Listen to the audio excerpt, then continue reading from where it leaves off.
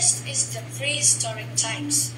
I choose prehistoric times because it's the starting point of everything that came after. It shows how early humans learned to survive, create tools, and begin forming communities.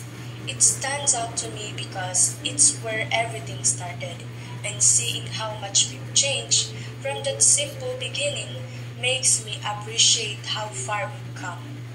Kagaya ng pagdiskubre ng apoy, paggawa ng sibat at iba pang kagamitan na gawa sa tanso o bronze upang gamitin sa pangangaso o pagkikidigma, at ang paggawa ng araro na gawa sa bakal para sa pagsasaka.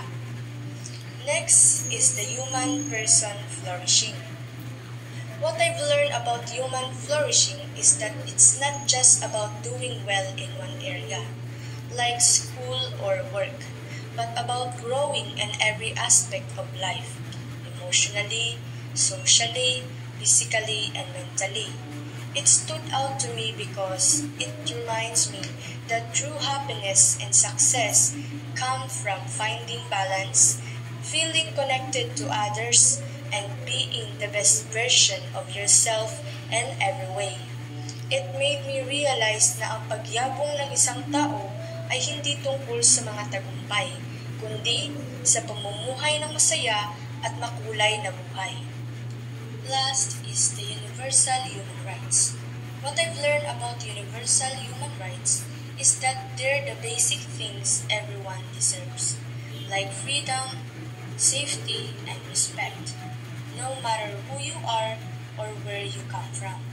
It stood out to me because it reminds me that everyone, no matter their background, should be treated with kindness and dignity.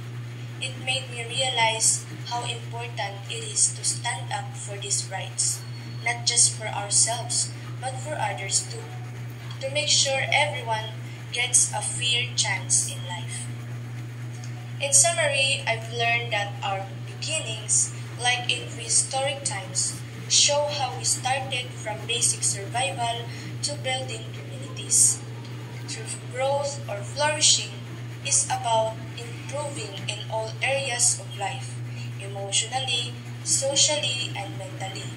Universal human rights reminds me that everyone deserves respect and kindness.